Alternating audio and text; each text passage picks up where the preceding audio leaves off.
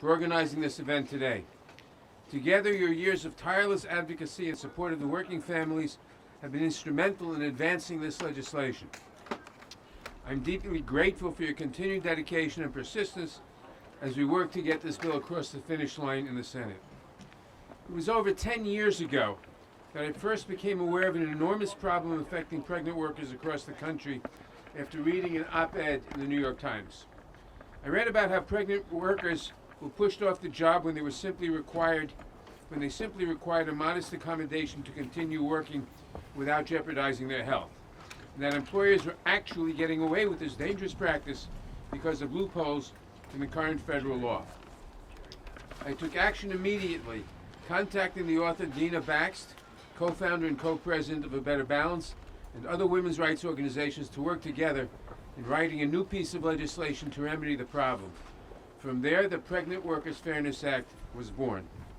The Pregnant Workers Fairness Act ensures that a pregnant woman who needs an accommodation, such as more frequent bathroom breaks, the ability to carry a water bottle, the option to sit during a shift, the option of not having to carry large loads, can go to her employer without fear and talk about what she needs and what the employer can provide and come to a workable solution for everyone. These accommodations are short in duration and typically cost very little to provide. However, for millions of pregnant workers, they are critical. This bill is not abstract.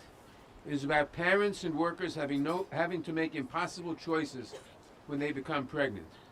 About the millions of women who suddenly find themselves pregnant, forced out of a job, and struggling to support their families. It is no surprise that we have gained the support of over 200 women's rights and civil rights advocacy groups, racial justice groups, maternal health, labor, and faith organizations and leaders, and many business associations such as the U.S. Chamber of Commerce and the National Retail Federation. The need for this legislation is urgent and abundantly clear. More than 85% of women will become mothers at some point in their working lives, and most can't afford not to work. Nearly 1/4 of parents have thought about leaving a job because of pregnancy discrimination or lack of pregnancy accommodations. Approximately 250,000 women per year are denied accommodations, and many more do not ask for the accommodations they need to work and maintain a healthy pregnancy because they know they won't get them. 2/3 of pregnant workers are losing their pregnancy accommodation courses in federal court. This is unacceptable. 30 states have already passed their own laws to address this issue. The Pregnant Workers Fairness Act has twice passed a full House vote, both times with robust support from both Democrats and Republicans. To the Senate, I say it's time to finally answer the calls of women across the country desperate to avoid choosing between a healthy pregnancy and a job. It's time to pass the Pregnant Workers Fairness Act without delay. If the Senate does not pass this legislation before this session ends, millions of pregnant women, and new mothers in our country will continue to suffer devastating maternal, health, and economic consequences. We cannot let this happen. We must finally provide pregnant workers the peace of mind that they can stay on the job, provide for their families, and get the accommodations they need. I call on my fellow New Yorker, Senate Majority Leader Chuck Schumer, to bring this critical piece of legislation to the Senate floor for a vote without delay. Until then, I won't stop fighting until the Pregnant Workers Fairness Act gets signed into law. I have fought on this for 10 years. I hope I don't have to fight on this much longer. Thank you all again for hosting this event. Thank you to everyone who is out today using your voice to make sure we pass the Pregnant Workers Fairness Act. It is unconscionable that people who are looking forward to having a new family member are hearing that their lives are going to be upturned all because their employers refuse to provide basic accommodations. This is common sense, bipartisan bill that will make sure that no one is forced to choose between a job and their pregnancy. We've got to get this done this Congress, and I want you to know I'll be fighting to make sure that gets done. Thank you so much, Congressman. And we have several members here with us as well. I want to welcome Senator Bob Casey, the senator from Pennsylvania. He is the chair of the Senate Help Committee Subcommittee on Children and Families and our Senate lead on the Pregnant Workers Fairness Act. Senator Casey is leading the charge to get the PWFA over the finish line in the Senate. Thank you for being our champion, Senator Casey. Welcome. Hey, thanks everyone. I'll be really brief. You scheduled this right between votes and the second one just started, so we're grateful for your timing. But I don't have to tell any of you how long you have been laboring in the vineyards on this bill, working day after day, not only year after year, but Jerry Nadler, is it 10 years for you? Yep. 10 years, and about the same time for me and so many others. I'm honored by the work that our House colleagues have done on both sides of the aisle, but I would say mostly on the Democratic side all these years. The same is true in the Senate. The good news is in the Senate we have bipartisan support, but right now, as we stand here today, I want to be direct about this. I want to commend Patty Murray for her leadership. I want to commend Bill Cassidy and Richard Burr on the Republican side. But here's the key for the Senate. You know how difficult it was just in the last couple of days to pass a bill on marriage equality. That took about 2 weeks of procedural votes. Right now, the reason this bill is not moving in the Senate is because Republicans are holding it up. I want to separate Bill Cassidy and Richard Burr and a few others from that. But they don't have the support they need to move it forward. It's being blocked in the Senate by Senate Republicans right now. We have to figure out a way around that. We've got about 3 weeks left to do that. But we've got to, that's where we are right now. So I'd urge you to make the case to Senate Republicans to stop putting up roadblocks just like they did on the marriage bill. Everyone said that was a bipartisan achievement. It was. But you know why it took so damn long in the last 2 weeks? Because Senate Republicans put roadblocks in the way, and it didn't get done until yesterday. We can't do that with this bill. We have to make sure that pregnant workers have the same accommodations that folks with disabilities have had now for more than 30 years. It worked in the context of people with disabilities to be able to do their job with reasonable accommodations. Why would anyone be standing in the way? Why would any Senate Republican be standing in the way of allowing pregnant workers to have those same accommodations so they can just do their jobs? So in this holiday season, let's make a very strong effort to remove the blockage in the Senate, get this passed, and come back here in January or someday after passage and celebrate it. But we still have some work to do, but I'm grateful for the work you've all done year after year to help pregnant workers to do their jobs in a way that affirms their dignity and lifts up their families. God bless you and thank you. 1, 2, 3, 4, bring it to the floor. 1, 2, 3, 4, bring it to the floor. What do we want? PWFA. When do we want it? Now. Woo! All right, we have more of our esteemed members of Congress here. Thank you, Senator Casey, for your remarks. I just want to remind everyone here, the bill has immense bipartisan support in the Senate.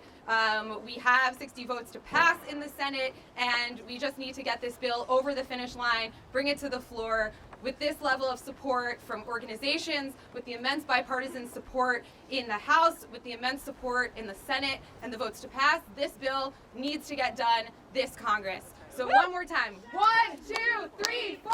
Bring it to the floor. What do we want? PWFA. When do we want it? Now. All right. Chairman Scott, that was your warm-up. Chairman Scott represents the 3rd District of Virginia. He is the chairman of the House Education and Labor Committee, where he ushered the PWFA to House passage twice. Thank you for being here, Congressman, as we fight to get the bill over the finish line. Thank you. Good afternoon. And thank you for the kind introduction, and thank you all of the advocates here for your fight to make sure that pregnant women have the basic rights they need. We can all agree that in 2022, It is unacceptable for pregnant workers to still be denied basic workplace accommodations to help them stay healthy during their pregnancy. These accommodations, from providing seating and water to excusing pregnancy workers from heavy lifting, just minor accommodations, are not complex and are not costly. But without these protections, too many workers are forced to leave their jobs or put their health at risk due to their pregnancy. Now, the bill draws from a simple idea that people shouldn't have to choose between financial security and a healthy pregnancy. The bill establishes a right to reasonable accommodations to all pregnant workers who would guarantee that these workers can seek accommodations without facing discrimination or retaliation. Now, let's be clear. As Bob Casey just mentioned, these accommodations are nothing new. For several decades, the reasonable accommodations have been required under the Americans with Disabilities Act. Even before that, I was in the state Senate when we passed the Virginians with Disabilities Act, which required reasonable accommodations for people with disabilities, and it's been working well all those decades. By guaranteeing protections for pregnant workers in federal law, the bill would eliminate the confusing patchwork of different laws in different states. And employers are supporting this because they don't want to have to comply with different laws. They have employees in different states. They would like to have one law so that they know when they're in compliance. Now, it's contrary to what some of our Republican colleagues in the Senate have argued, there is no evidence that we need any religious exemptions. There are no religious exemptions in all of those state laws. We don't need to complicate this law with those kinds of exemptions. There's broad support for this bill across the political spectrum. Business groups, including the Chamber of Commerce, have joined unions and civil rights advocates in endorsing the bill. Nationwide surveys say that voters overwhelmingly support it, and more than a year ago, 99 House Republicans even joined every Democrat in passing the bill. Now, simply put, it's long overdue. Let's get the Senate to bring it to the floor and pass the bill. Thank you very much. 1, 2, 3, 4. Bring it to the floor. 1, 2, 3, 4. Bring it to the floor. All right, thank you, Chairman Scott. Chairwoman Maloney, thank you so much for being here. Chairwoman Maloney represents New York's 12th District. She is the chair of the House Committee on Oversight and Reform and has been a champion of the Pregnant Workers Fairness Act since day one. Thank you so much for being here, Congresswoman. Woo! Thank all my colleagues, thank all the advocates, especially Better Balance and the ACLU for leading this effort, and the Democratic Women's Office and Caucus for championing it. And I want to thank Leader Schumer and Nadler and Casey and Bobby Scott and others that have pushed and really Lauren Underwood, not only for this, but for her caucus on helping black women with pregnancy that have faced tremendous discrimination. I want to thank the 30 states that have already passed it, and the Republicans and Democrats that have passed it in the House, and call on the leader of the Senate, who's from my home state, the distinguished leader Schumer, to get it to the floor for a vote in this Congress. It's critical because we no longer have the ability to set the agenda in the House that has moved it this far. So it's tremendously important that we pass it. I am here to speak passionately about this because I know about it firsthand. As the mother of two, I remember vividly, and I would say painfully, going to personnel, asking for accommodation, asking for a leave for the birth of a child, and being told, we just expect you to leave. There's no accommodation, we expect you to leave. And I said, well, I don't want to leave. I want to come back after the birth of my child, I want to work. And they said, well, it's never happened before. We expect you to leave. This will be the first time this has happened. I had to hire a friend to do my job, to help me get through the job, through my pregnancy, to save my job. And no one should have to face that in this country. With the birth of my second job, I was a member of the city council and represented over 250,000 people Believe me, it's easier to represent 250,000 people and do your job than have an employer who will not give you accommodation and consideration for the birth of your child. My daughter became the first child in history born to a woman city council member. Men had many children, but I was the first one to have a baby then. And this is a very reasonable, common sense bill that for a country that says that we respect and value family values, well, let's show it by passing this bill. Let's show it that we support pregnant women and their families. And what this does, it just requires employers to make reasonable accommodations for pregnant people. That's just being kind. That's just being considerate of other people. It also ensures that pregnant workers cannot be denied employment opportunities or be retaliated against for requesting reasonable accommodations. And pregnancy discrimination holds working parents back, especially women of color being disproportionately harmed by the current lack of workplace protections. So we need this. We also need paid leave for the birth of a child. I passed it for federal workers. We're still working to get it for everyone. And we need so many other things for work-family balance. This is a common sense good bill. Bring it to the floor. Let's hold people accountable. Let's pass it and hold people accountable in elections for those who vote against reasonable protections for the birth of a child. Thank you, and I yield back. Bring it to the floor! What do we want? PWFA! When do we want it? Now! What do we want? PWFA! When do we want it? Now!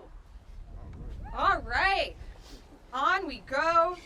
Congresswoman Underwood, thank you so much for being here. Congresswoman Underwood represents Illinois' 14th Congressional District. She is the co-founder and co-chair of the Black Maternal Health Caucus and has been a longtime champion of the Pregnant Workers Fairness Act, highlighting its importance specifically for Black maternal health.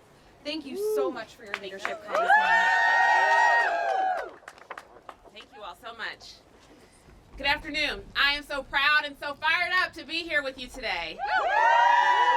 Thank you to A Better Balance, the ACLU, and all the organizations who are here and have been unwavering in their work to protect the health of families, moms, and babies. And a special thank you to the activists and community members who are here today. Your leadership, courage, and tenacity are why we are standing here and why we have made so much progress. Last year, I voted with over 300 of my colleagues, both Democratic and Republican colleagues, to pass the Pregnant Worker Fairness Act because no one should be forced to choose between their job and a healthy pregnancy.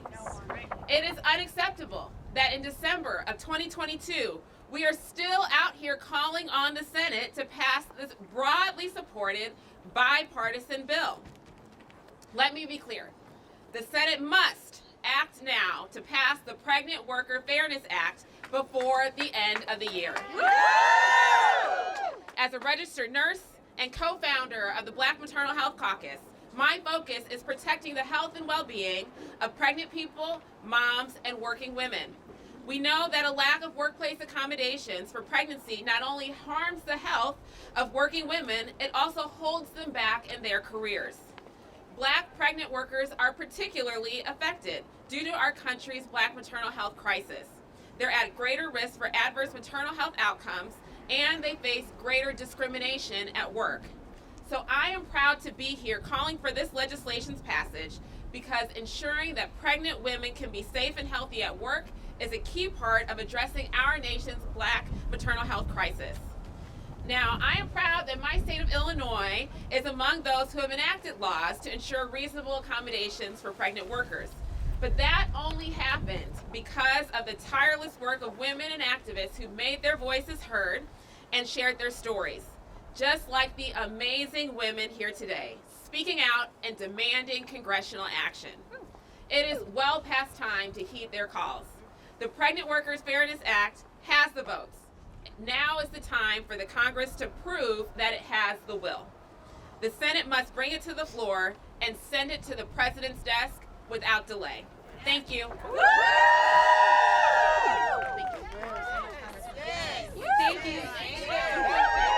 Thank you so much, Congresswoman. Thank you for reminding everyone that the Senate has the votes to pass the bill. It just needs the will to pass the bill. Woo! 1, 2, 3, 4.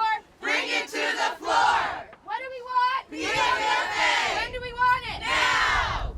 All right, before I introduce our next amazing speaker, Monica Ramirez, I just want to make sure to thank all of our other amazing sponsorship organizations because we stopped mid-list. So we have March for Moms, we have March of Dimes, we have Moms Rising, we have the National Advocacy Center of the Sisters of the Good Shepherd, we have the National Council of Jewish Women, National Education Association, National Employment Law Project, National Organization for Women, National Partnership for Women and Families, National Women's Law Center, National WIC Association, Parents Together, Religious Action Center, and the U.S. Chamber of Commerce. Thank you to all of our amazing, amazing sponsors. Monica Ramirez is the founder and president of Justice for Migrant Women. She is a longtime advocate, organizer, social entrepreneur, and attorney fighting to eliminate gender-based violence and secure gender equity. For over 2 decades, she has fought for the civil and human rights of women, children, workers, Latinos and Latinas, and immigrants. Thank you so much for being here, Monica.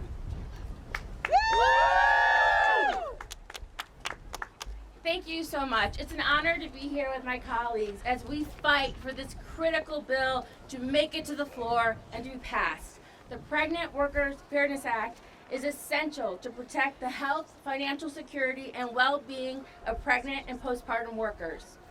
I'm here today to specifically address the concerns of the nearly 1 million women who are working in our agricultural industry. Women like Blanca, a powerful leader who has worked tirelessly for over a decade to feed us by working in the fields picking broccoli, lettuce, grapes, and other crops.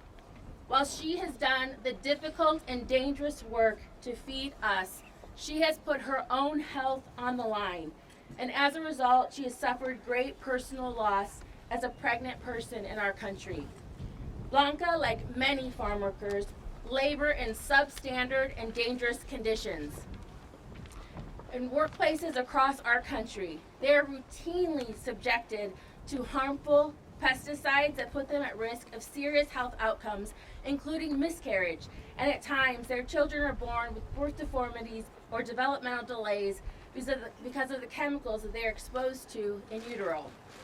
Farm worker women do not have the kinds of support, protections, and enforcement that are needed to keep them safe and healthy in the workplace generally, but certainly not during pregnancy or postpartum. They're not being provided the needed accommodations, and they're being forced to make the difficult decision to continue working to earn poverty wages, even when it puts them and their pregnancy at risk. They also do not have the option to stay at home or take needed leave. In Blanca's case, she was tragically fired from her job after suffering a miscarriage scare at work after picking grapes. And let me explain to you her reality. Blanca picked grapes for hours on end, carrying an average of 60 baskets of fruit a day, each weighing 25 to 30 pounds. And instead of providing her with the needed accommodations to ensure a healthy pregnancy, she was ridiculed and she was told to go home and wait for a call back. And you know what? The call never came, which put her in even a more precarious situation.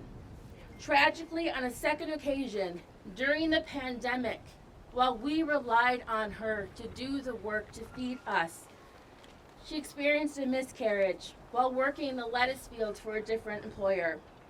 Blanca required time to recover. Her employer met her request by forcing her out of her job, leaving her and her family to cope with the loss of her pregnancy and the loss of her job. Blanca is one of thousands of farm worker women who are experiencing these problems. It is urgent that the senators who have not yet taken the right position on this bill, that they do so, that they show courage and take action to ensure that no more pregnant people or their families have to endure the harm and the loss like Blanca has suffered. Do what is right and required. Bring it to the floor. Pass the Pregnant Workers Fairness Act before the end of this year. Thank you. Thank you so much, Monica. And we are here today on behalf of Blanca and the millions of pregnant women and families and workers who will benefit from this bill. Here with us now is Congresswoman Suzanne Bonamici from Oregon. She represents Oregon's 1st Congressional District and chairs the Subcommittee on Civil Rights and Human Services of the House Education and Labor Committee, where she has long served as a fierce champion and leader of the Pregnant Workers Fairness Act. Thank you so much for being here, Congresswoman. Thank you, everybody. Thank you, Monica. Thank you for bringing to our attention the plight of the farm workers, the pregnant farm workers. It is so exciting to be here today. Thank you to Better Balance. Thank you to ACLU, and thank you to all of you. The turnout on this somewhat chilly day, I think, shows the urgency of this message and emphasizes the importance of passing the Pregnant Workers Fairness Act, which, of course, we have done in the House. These basic protections for pregnant workers, this is long overdue.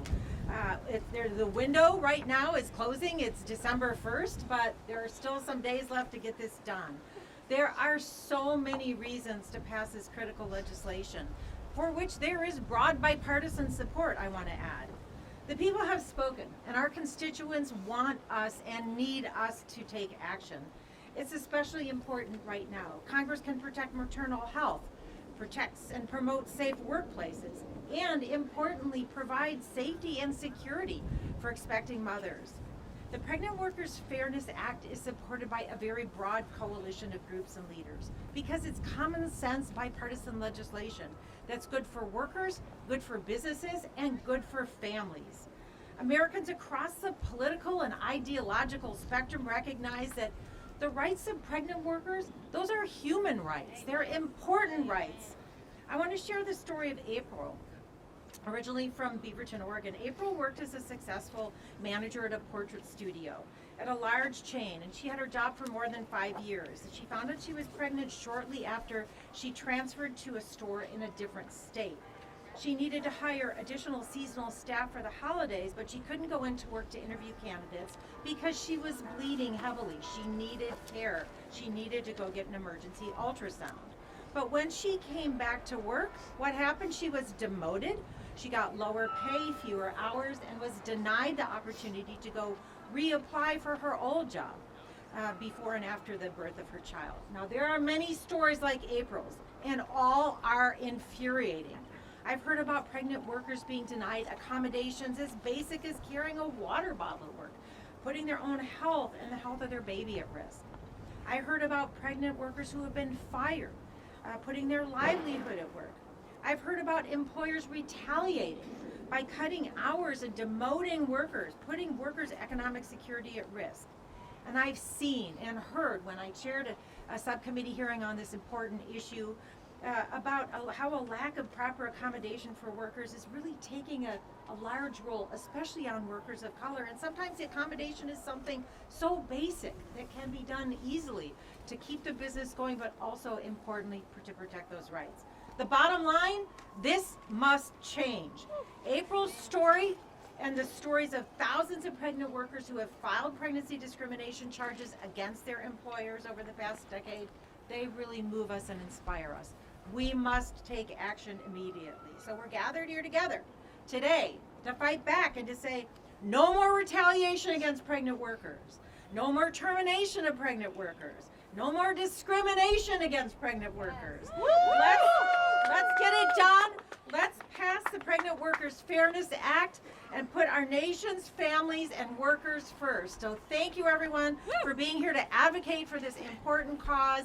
I know we have pregnant workers right here. They need the Pregnant Workers Fairness Act. Let's go get it done. Thank you. Leader Schumer, it's time to act. Pass the Pregnant Workers Fairness Act. Leader Schumer, it's time to act. Pass the Pregnant Workers Fairness Act. All right, this is an amazing segue. Thank you, Congresswoman, because we are going to hear from workers who have personal stories to share, who have flown in from across the country to be here and share their experiences and to tell the Senate that it is time to pass the Pregnant Workers Fairness Act and no more delays. And our first worker who's joining us will be Denizer Carter. He's from Louisiana. And she is a mother of 3, a frontline worker, and a Better Balance community advocate, and is here to share her personal experience with pregnancy discrimination. Thank you so much for being here, Denizer. Hi, my name is Denizer Carter. I am currently pregnant, but I made the effort to come all the way from Louisiana to say I am disappointed and angry that the Pregnant Workers Fairness Act wasn't passed years ago. Listen to my voice. It needs to happen now. I was working at a grocery store at the start of the pandemic. I was on my feet all day, and the store did not have automatic conveyor belts. So I was picking up heavy bottled waters and other heavy things, and I had to bag them all myself. Since I had a high-risk pregnancy and it was an increase for a miscarriage, my doctor ordered me to avoid heavy lifting. I could have worked self-checkout or I could have been a greeter, but they refused to consider my request. Instead, when I asked for light duty, they let me go. It was devastating. You got this. You got it, man. You got this. It was devastating to lose my job at 4 months pregnant. It's all right, man.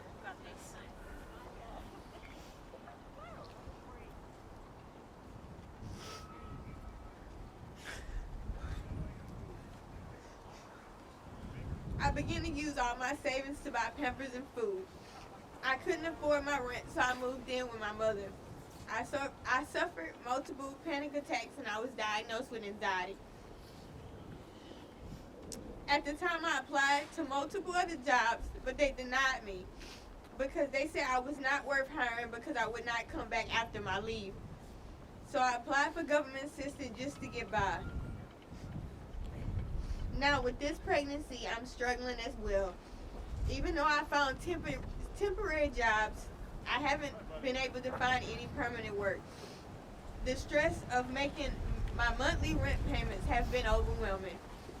I've been having complications and not feeling well, but I'm trying to seize this moment because I really want to help. Because all of my pain and stress that I've been through, I do not believe any other woman should have to go through the same thing. As a frontline worker during the COVID-19 pandemic, I appreciate all the thanks from the politicians for my work, but actions speak louder than words. Yes. I want to thank all the lawmakers who are here today fighting for this bill. We need the Senate to take action and pass the Pregnant Workers Fairness Act today. Woo! Please do not fail other moms like me. My family is relying on the well-being. My family's well-being is relying on this bill to be passed today. And I thank y'all for being here and everyone who spoke before me.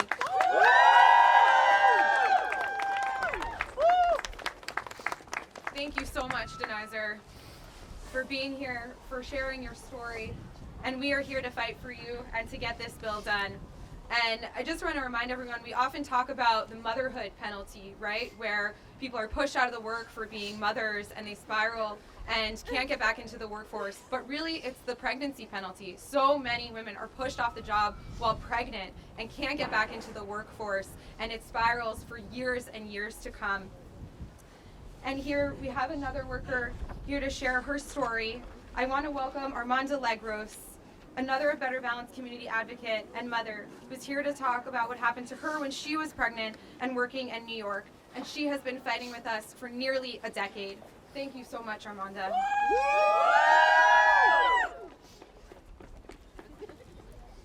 Good morning. Good afternoon. Good morning. My name is Armanda Legros. I am a proud mother and a bank employee, and I flew here to deliver one message. If Senate does not pass the Pregnant Workers Fairness Act this year, the terrible mistreatment, disrespect, and economic difficulties I faced will happen to countless others across the country for years to come. Yes. I will not stand by and let that happen. I have been advocating for this legislation for nearly 10 years. The time has come, I urge Senator Schumer Do not let this opportunity slip through your fingers. Having a baby should not mean losing your job. It should not lead to fear and financial dire straits, but it did for me. When I was 6 months pregnant, working for an armored truck company in Long Island, New York, I pulled a muscle at work after doing some heavy lifting.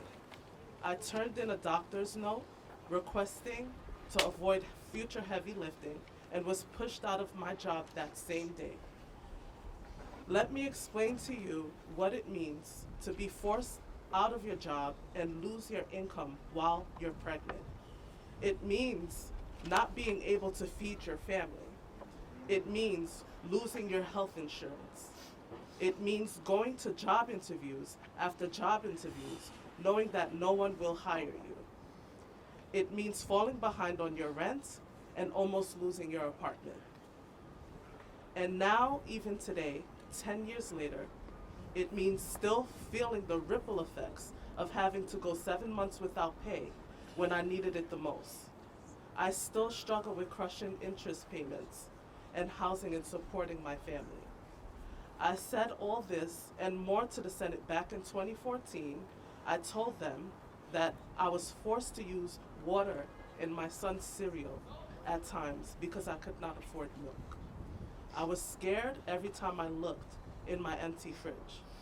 I have never dreamed that I would be standing here today, 8 years later, and this common sense law still would not have passed. I won't allow this to be overlooked. Women are struggling and these issues are real. I want to thank the lawmakers out here today supporting us, and I want to say loud and clear, we are worth our senators' time and attention. Yes! But there is still time for Senator Schumer to do the right thing before it's too late. I implore you, pass the Pregnant Workers Fairness Act now.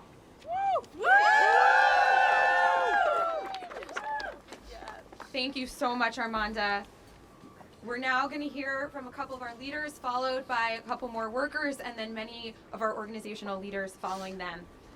Dina Baxt is the co-founder and co-president of A Better Balance, where she has spent 17 years fighting to advance work-family justice and has secured wins for women and caregivers in legislatures and courts nationwide. Dina's New York Times op-ed, Pregnant and Pushed Out of Her Job, led to the introduction of the Pregnant Workers Fairness Act in 2012. She's testified twice before Congress on the need to address the injustices facing pregnant and postpartum workers. Thank you, Dina. Thank you. Thank you so much, Sarah.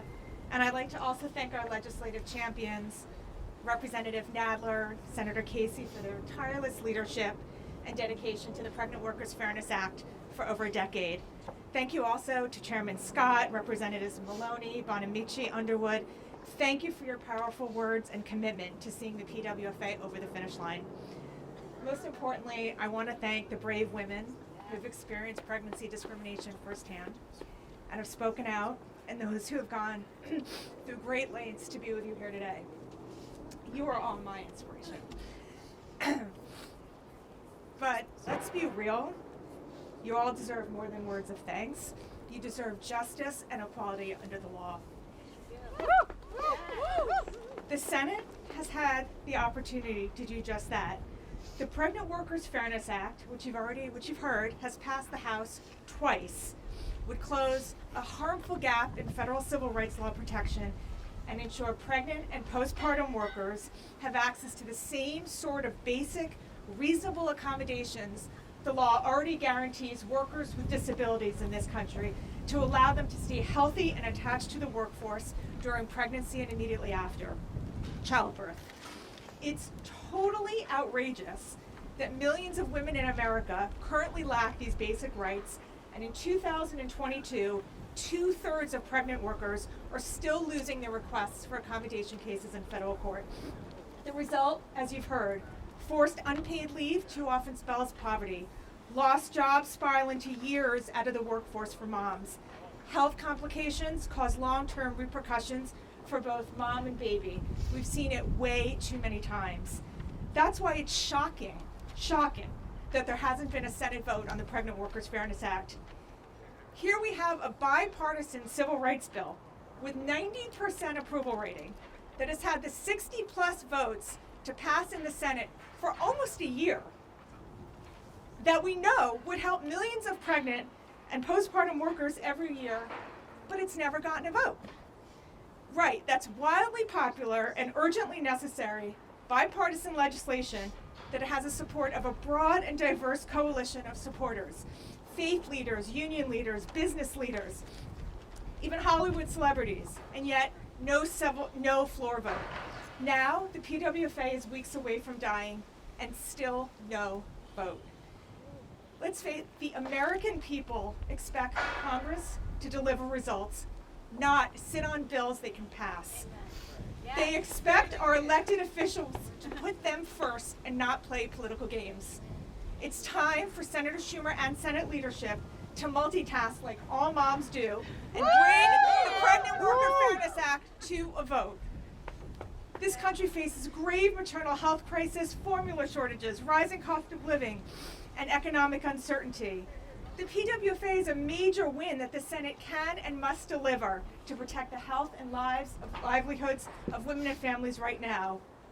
We've seen so many urgent women's rights priorities fail this Congress, but this PWFA could pass on the Senate floor tomorrow and will put an end to the second-class treatment of pregnant and postpartum workers in this country once and for all.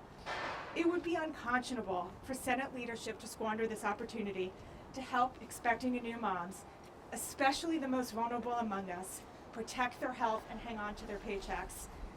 As leading Hollywood celebrities, including Amy Schumer, Julianne Moore, and Padma Lakshmi told Leader Schumer in an open letter last week, women are tired of being told that their health and economic security are not worth the time. Investing in women is an investment in our economy. Pass the Pregnant Workers Fairness Act now. Thank you.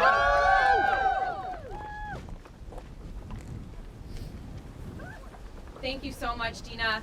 What do we want? PWFA! When do we want it? Now! All right. I also want to thank everyone for being out here in what is a very cold day. All right. Our next speaker is Ria Tabakomar, Director of the Women's Rights Project at the American Civil Liberties Union. Ria,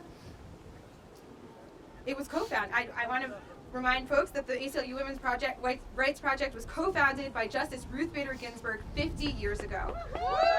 Ria oversees and directs all of the ACLU's women's rights litigation. Her team brings cases that combat gender discrimination and stereotypes and works with ACLU affiliates across the country to advance gender justice and the rights of women and girls in the workplace and in education. Thank you so much for being here, Ria.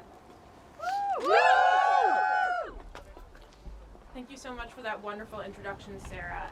And since you mentioned Justice Ruth Bader Ginsburg, I have to say that there are some on the Supreme Court now who seem to think that the pregnancy penalty is a fiction, and that the pregnancy penalty no longer exists. And when I hear that, I think about ACLU clients like Katie Hills. Katie was working at a cell phone retail store when she became pregnant, and her employer had what they called a no-fault attendance policy, which essentially means you're not there, you are punished, and it does not matter why. No excuses. But what Katie soon learned is that it seemed to mean excuses for men only. Her husband worked there too. She watched men at the store come and go, be late for work, and have their absences or lateness excused.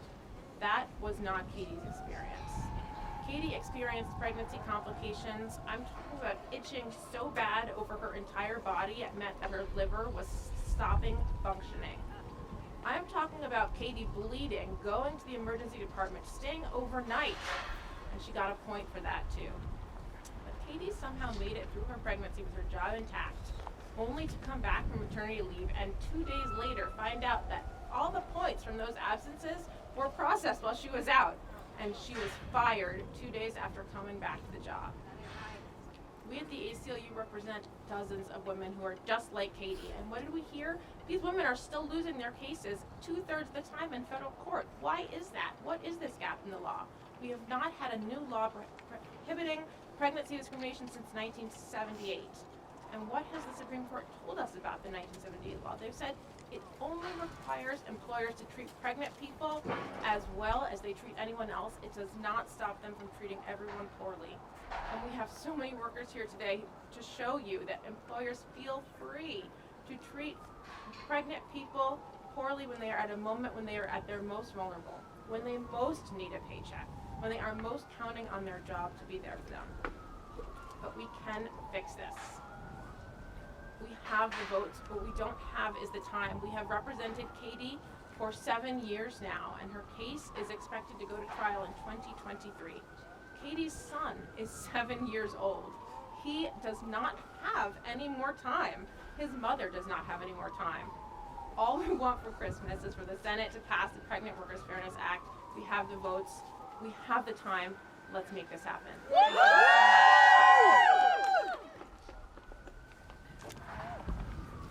Thank you so much, Rhea.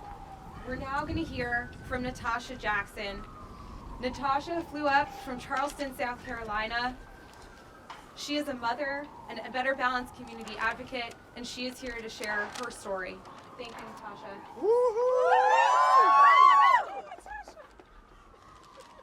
Good afternoon. I'm Natasha Jackson. I'm from Charleston, South Carolina, and I'm here today to speak out for all the women who are like me, who just want to have a safe and healthy pregnancy while keeping their jobs. They deserve that right. They deserve the Pregnant Workers Fairness Act.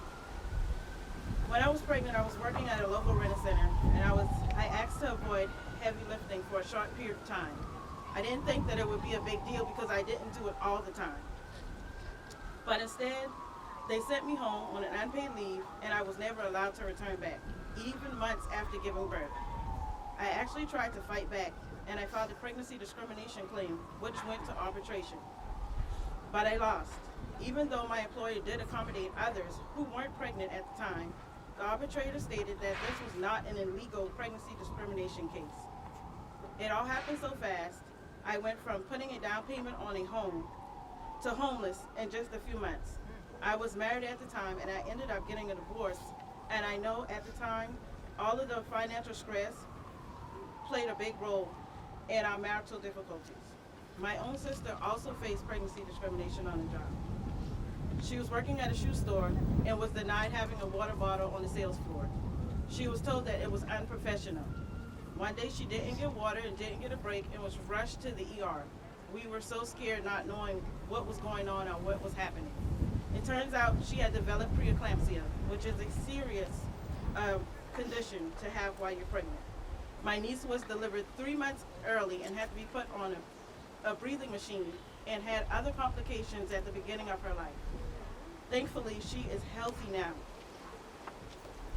We are not asking for a lot. We're asking for water bottles, breaks from lifting heavy items, breastfeeding breaks. We're asking for equal treatment, dignity, and respect. Only now we're not asking anymore, we're demanding it. Bring the Pregnant Workers Fairness Act to the floor now. It's time. Thank you.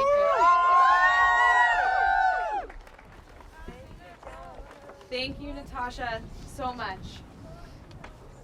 I'm now honored to introduce Takira Woods, an ABB board member and community advocate, a mother from New Jersey, my home state, shout out, who's here to share her personal experience. Welcome, Takira. Thank you. Thank you all for being here. Thank you. Well, my name is Takira Woods, and I know all too well what women go through when they experience pregnancy discrimination, and it takes a toll on them and their families. I'm actually currently pregnant with another child. Thank you. Woo! Positivity, all right.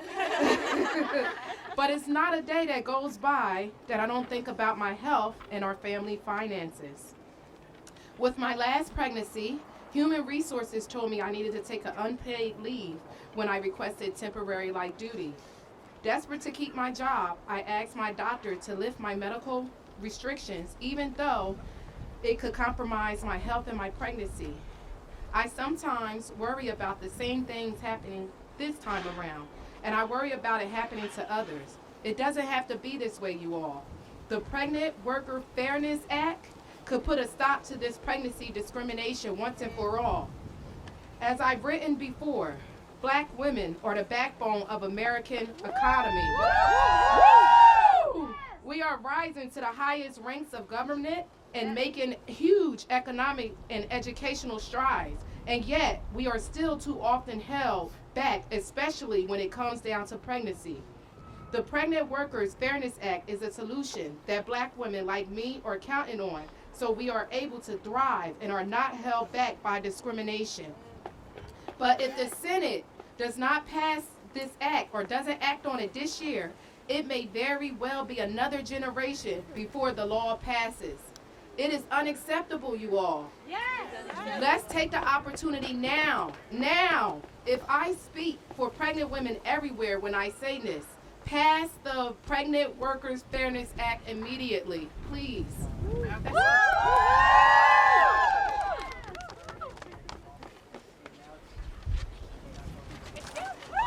Thank you so much, Kira. How are we doing, everybody? We're still staying warm? Awesome.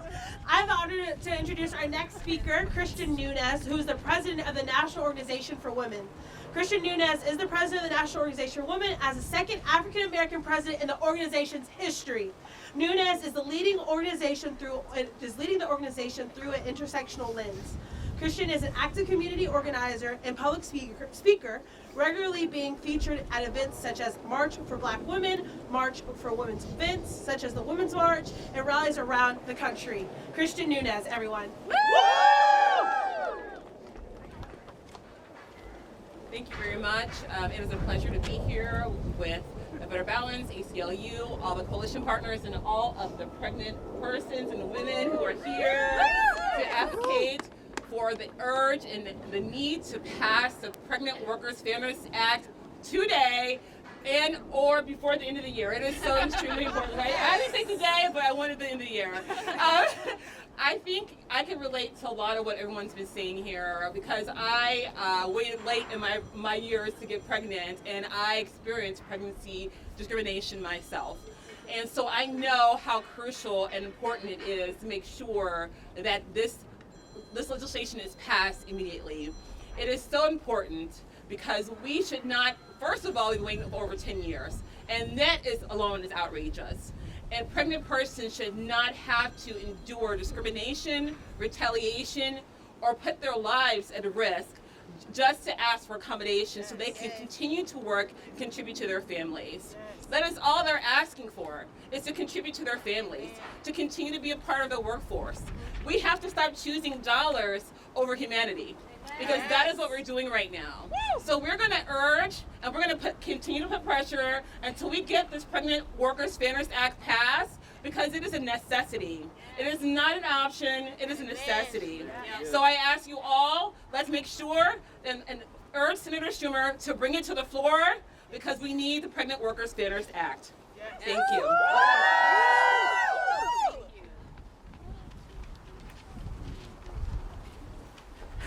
I like that. Come on. 1, 2, 3, 4. Bring it to the floor. 1, 2, 3, 4. Bring it to the floor. Awesome. Our next speaker is Allison Dimbeck, who's the Vice President of Education and Labor Advocacy and the Executive Director of Women Take Lead for the United States Chamber of Commerce. As the working in these areas as the Executive Director, Dimbeck focuses on education, labor, workforce development, retirement, and equity issues. Please welcome Allison Dimbeck. Thank you. Hi everyone. Thanks everyone for sharing your stories. This is obviously a bill that is really important for employees, but I'm here from the other side because it's really important for employers too. During the height of the pandemic, millions of women left the workplace. And as we establish a new normal, women have been slower to return to work than men have. There are many reasons for this: burnout, limited advancement opportunities, lack of affordable childcare, just to name a few. But over the last few months, the news about women returning has been encouraging. However, it's imperative that as women re-enter the workplace, they aren't pushed back out. And that's why passing the Pregnant Workers Fairness Act is so important. Currently, there is no clear process for how employers should go about providing reasonable accommodations. In fact, there was a Supreme Court decision that created a lot of confusion and clarity. And PWFA would alleviate that confusion, giving employers the flexibility and clarity on how to provide accommodations, while also ensuring that pregnant employees have the critical workplace protections to stay in the workplace for the maximum amount of time possible during their pregnancy. It's also interesting to note, as some of the others have noted previously, that at a time of hyper-partisanship, PWFA is anything but that. The business community, businesses, the trade associations, like the Chamber, we support it. The labor organizations, they support it. Faith groups are supporting it. Women's and civil rights organizations are supporting it. It passed the House in May 2001 with overwhelming bipartisan support. It then passed the Senate Help Committee in September 2001. It is over a year, and only 2 senators didn't support the bill when it came out of committee. That's 2 out of 21. So there's no question about how bipartisan this bill is.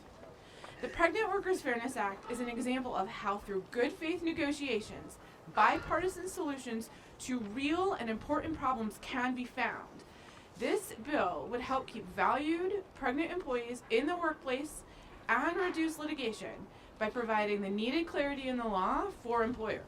Working women and employers need a Senate vote to this very critical bill so it can finally become a much needed law. Yes. Thank you.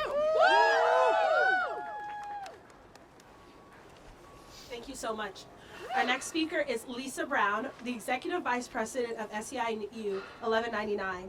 Lisa Brown works in the areas headquartered around Baltimore, Maryland, all the way up to Westchester to New York. Lisa Brown, everyone. Thank you. Thank you. Hello, I am Lisa Brown.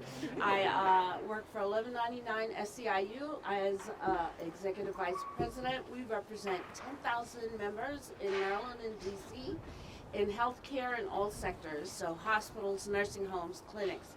And we know that this is a necessity. This bill is important for working women, for pregnant mothers, and mothers who have had babies and still need accommodations. And so I'm here to say on behalf of all of our members that we need the Pregnant Workers Fairness Act to become a law now. We can't wait any longer.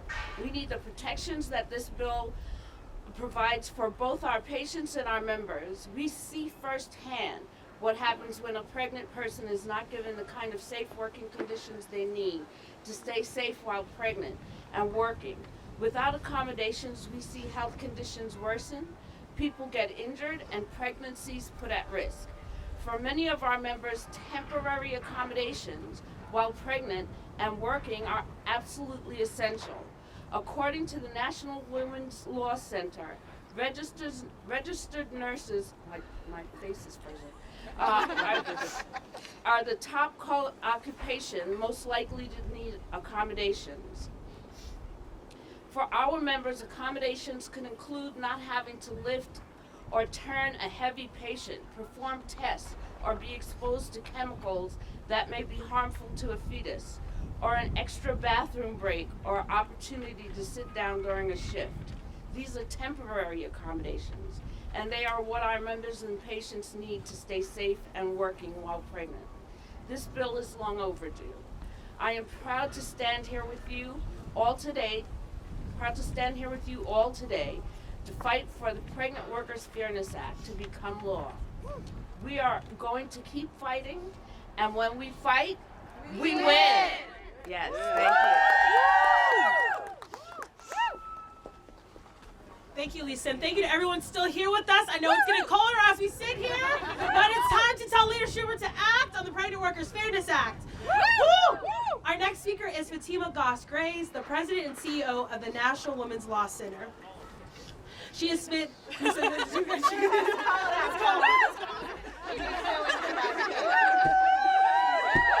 It is such an honor to be here with all of you today. I want to begin by thanking our congressional champions, Representative Nadler, Senator Casey, and the other members who are here today and who were able to join us. And I also just feel like we were given the gift of workers' stories today, and I'm grateful for all of you who have been fighting, whether it has been 10 years or this year, for workers to be able to work with dignity on the job. So thank you, and thank you to everyone who spoke today. And for so many of us, this is an issue that is personal. You're fighting for your rights, you're fighting for everyone else, and so we're just honored to be alongside you.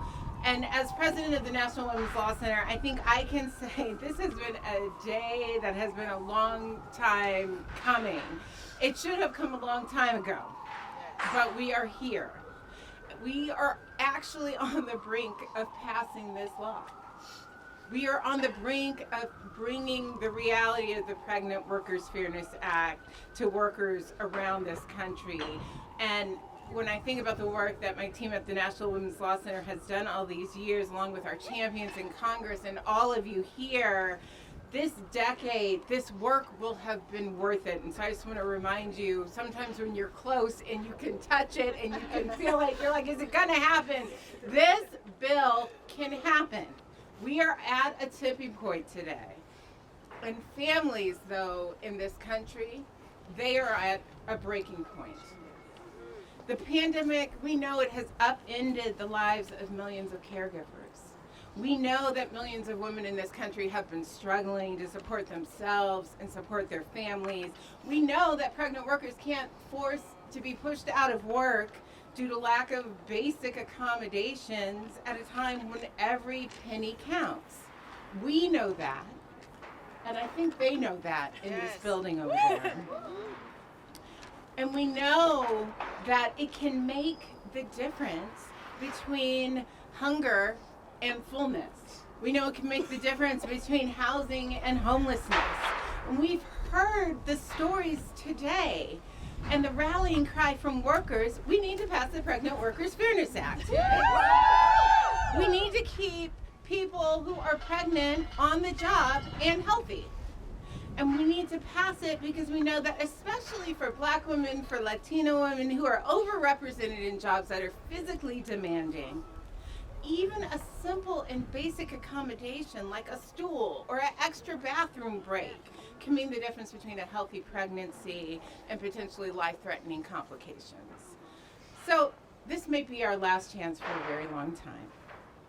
Our opportunity to get this done. And I believe in level setting and telling the truth here. So let me be clear. If we don't get this done by the end of the year, I am confident a small and very vocal but tiny group will try to stop this bill in its tracks. We cannot let that happen. Yes. We cannot let that happen. So this election, we saw the power of women's voices. We saw the power of their vote. And if there is one lesson that is clear, is that women now recognize this power. And we're going to use it.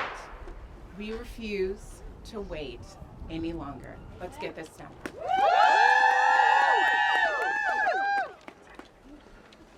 Thank you, Fatima. Our next speaker is Sheila Cass, who is the CEO of the National Council of Jewish Women, a Jewish feminist civil rights organization that she has been working for equity and justice for women, children, families for over 100 years.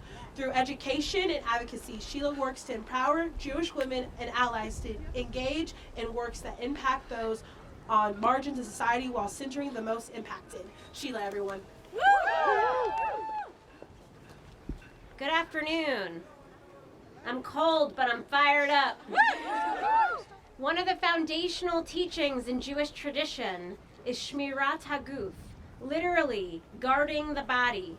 We're taught that we are the best versions of ourselves by not only tending to the soul, but by tending to the needs of the whole person, the physical too. When we prioritize the needs of our health, we prioritize our basic dignity. And when our health needs are denied, that dignity is stripped away. But many American pregnant workers have to choose between their dignity and their paycheck, forced to stay in a job that doesn't prioritize their physical health or to leave. What an awful choice. We are here today to say that this must change.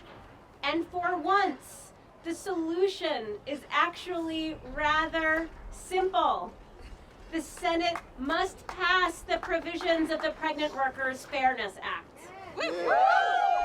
Over 40 years ago, Congress made it illegal for employers to discriminate on the basis of pregnancy or childbirth.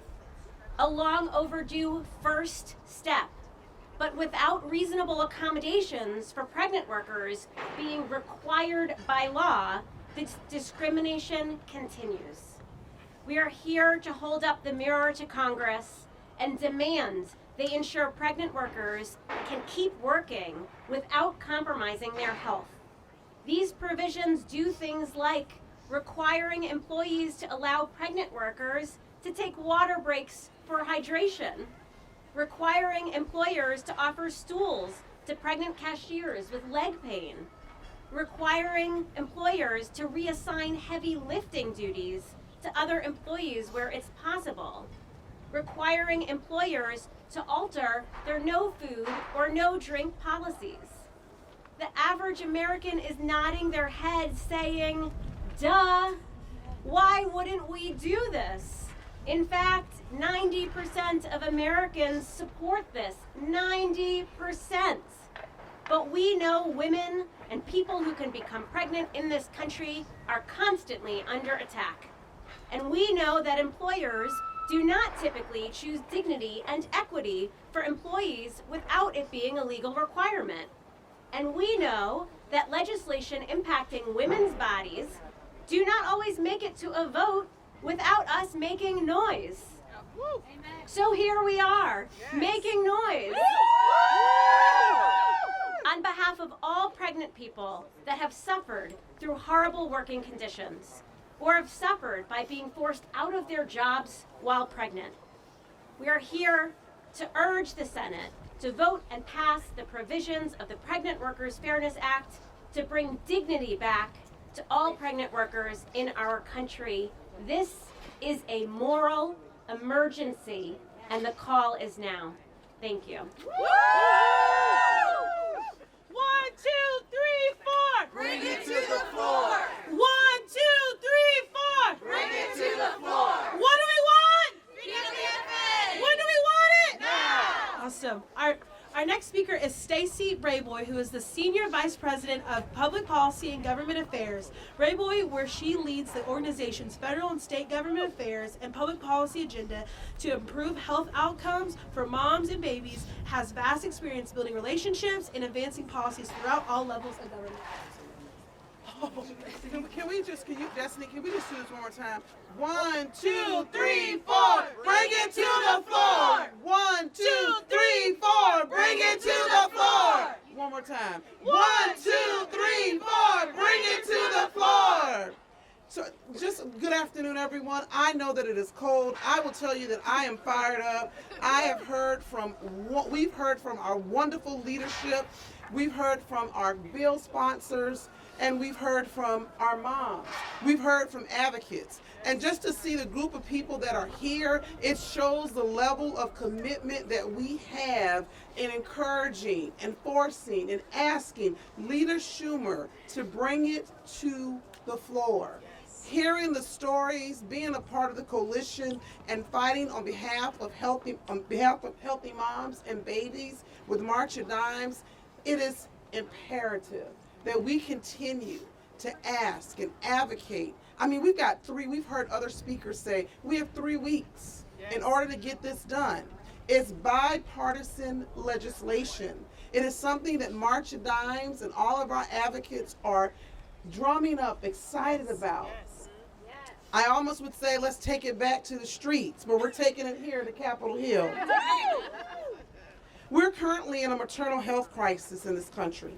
Pregnancy-related deaths has more than doubled in the last 30 years.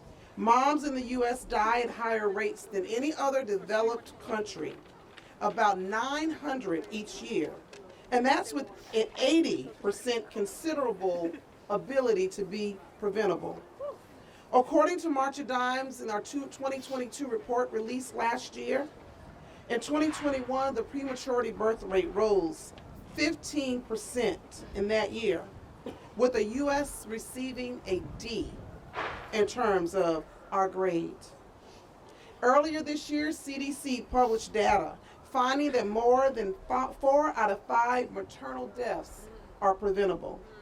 The PWFA is one of many solutions to address the disparities, and the reality is the impacts on Black and Latino women. Black and Latino women work in higher rates in workplaces and where accommodations can prevent dire complications, such as we've heard, preeclampsia. And it is a solution that is ready for a vote right now.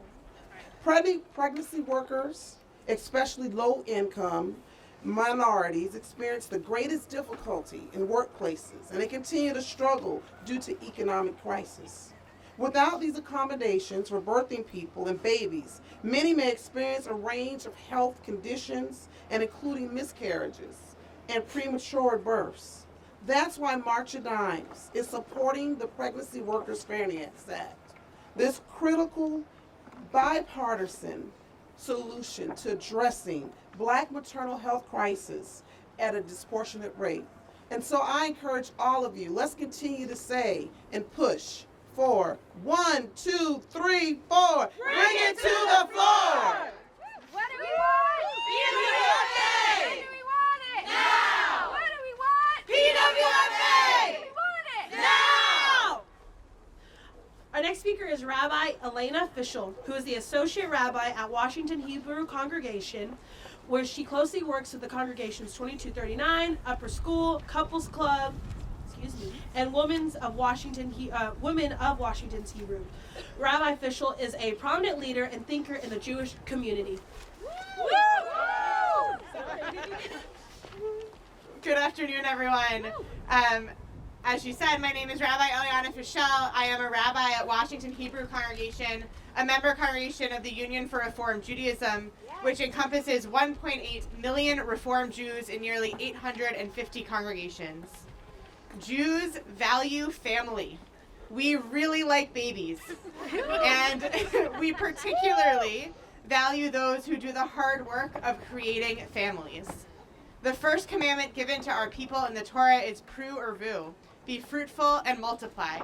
A commandment I am blessed to have fulfilled twice through the birth of my son Ezra and my daughter Rebecca. As Jews, the ability to have and raise children is a blessing and a holy responsibility. Although lesser known, Jews also deeply care about workers and workers' rights. Our canon is riddled with laws about how we should treat employees. One of our most famous directives comes from the Talmud, where it states that one who withholds an employee's wages is as though the employer deprived them of their life. Our tradition demands that we take employee compensation and accommodation seriously, because we know that both are a matter of life and death. This law goes on to explain that we must pay employees the day services are rendered. Not only do we value fair compensation and accommodation for employees, but we do so with haste. It is not Jewish nor ethical to make someone wait. As a representative of a people that puts family at the center and highly values fair and reasonable working conditions and compensation, I urge Majority Leader Schumer to bring the Pregnant Workers Fairness Act to a floor vote in the Senate before the end of the year. Pregnant workers who lack pregnancy accommodations have gone too long without a stool to sit, more frequent bathroom breaks, or being allowed to carry a water bottle. They have gone too long fearing that they will need to choose between their pregnancy and their employment. We have made these workers wait for reasonable accommodations. Their working conditions, nor their wait for improvement, are not just, are not Jewish, and are not okay. And so I ask the Senate to prioritize and pass this essential common sense legislation before it's too late, to ensure that pregnant and postpartum workers will be treated fairly in the workforce, stay in the workforce, and can continue earning income to support themselves and their families. Thank you.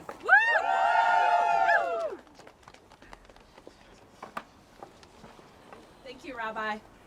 Our next speaker is Madison Scott, who is the Policy and Research Manager of Healthy Mothers, Healthy Babies Coalition of Georgia. She is passionate about working to support Georgia families through advocacy, education, and resources. Oh, I'm glad that worked. Hey everyone. Yes, my name is Madison Scott, and I'm the Research and Policy Manager at Healthy Mothers, Healthy Babies Coalition of Georgia. Our organization has been supporting women and pregnant people and infants throughout our state for over 40 years. So I'm here on behalf of my organization, but also on behalf of pregnant people across the state of Georgia. Georgia has consistently ranked among the highest maternal mortality and preterm birth rates across the nation. Our state has the second highest rate of maternal mortality across the country, with maternal mortality outcomes for Black women in our state being twice that of their white counterparts. Our state is in desperate need for maternal health intervention on all fronts, and unfortunately Georgia is also a state that lacks state-level protections for pregnant workers, so it is one of those 20 that is still in desperate need of protections for its workers. That means that our state is directly and immediately impacted by the passing of the federal PWFA. We're really thankful to our senators, Senator Ossoff and Warnock, for their advocacy towards maternal and infant health outcomes during their time in the Senate and for their support of this bill. No pregnant worker should have to choose between providing for their family and maintaining a healthy pregnancy. And we've been able to hear really wonderful stories today and many reasons why this bill is going to directly increase maternal health outcomes across the country and in my home state. As a Georgia advocate who is passionately invested in improving maternal and infant health outcomes and promoting the economic security for the mothers in my state, I urge Senate leadership, specifically Senator Schumer, to bring this critical maternal and infant health measure to a vote in the Senate immediately. Thank you.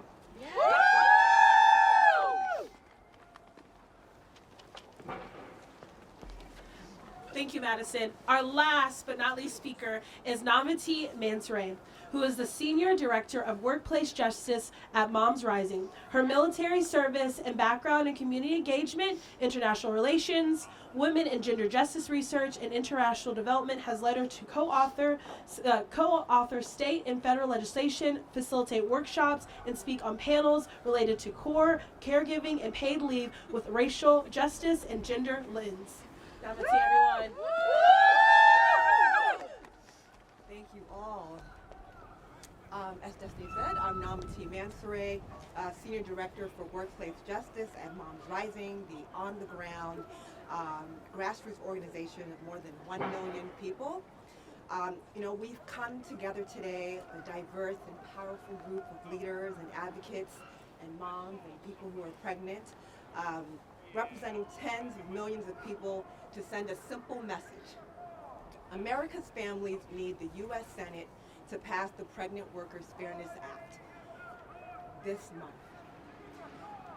We're here because passage of this legislation is long overdue, because moms deserve reasonable accommodations on the job, because families and expecting families in particular deserve economic security, because all families because Democrats, Republicans, and Independents want Congress to pass the Pregnant Workers Fairness Act, because nobody should have to choose between a paycheck and a healthy pregnancy, but too many people in this country, especially women of color and immigrant women, do. We're here because Moms Rising members like Rebecca, who is in Ohio, who told us just before the pandemic, I had repeat bladder infections due to 10+ hour stretches of not being allowed to use the bathroom. My supervisor yelled at me each time I had a prenatal care appointment and listened on the phone when I called my doctor about a complication. And also Moms Rising member Carrie, who is in Georgia, and told us I would work 12-hour shifts when I was 8 and 9 months pregnant, with no bathroom breaks, no food, and no water. I wasn't allowed to rest or eat either. It was very difficult. We're here because stories like theirs are all too common, because women of color in low-wage jobs are most often denied reasonable workplace accommodations, because Rebecca and Carrie and countless other women like them deserve better. We're here because working people, businesses, and voters support the Pregnant Workers Fairness Act, because its passage will make our workplace more fair, keep more women employed, and help dismantle the racism that contributes to our country's shameful Black maternal health crisis. We're here because we all lose when pregnant women are driven out of the workforce. We're here because time is running out for Congress, and we're asking Senator Schumer to please bring the Pregnant Workers Fairness Act up for a vote very soon. Thank you. 1, 2, 3, 4. Bring it to the floor. 1, 2, 3, 4. Bring it to the floor. What do we want? PWFA. When do we want it? Now. What do we want? PWFA. When do we want it? Now. Leader Schumer, it's time to act. Pass the Pregnant Workers Fairness Act. Leader Schumer, it's time to act. Pass the Pregnant Workers Fairness Act. All right. The cold is getting to our heads. That is a wrap on our program. We want to thank everyone for coming out. First and foremost, I want to thank everyone who has been standing out here in the cold. For this morning, it is not easy to do this on a weekday in the middle of the week, but that is how important it is to get the Pregnant Workers Fairness Act passed, and we will not stop for the next 3.5 weeks. Yes. Thank you also to the members of Congress, Chairman Jerry Nadler, Senator Bob Casey, Representative Carolyn Maloney, Congresswoman Underwood, Chairman Bobby Scott, Representative Bonamici. Thank you to the sponsors of the rally. Destiny, take it over. Thank you to the co-sponsors for our rally today, as well as co-sponsors on PWFA, as well as to Senator Murray's team for all their help and support for today to making this happy. Melissa and her team, the Capitol Police. Last but certainly not least, everybody watching, you all that have been here watching this past 11 hours, as well as getting a round of applause for everyone that has been standing here the entire time in the cold. So thank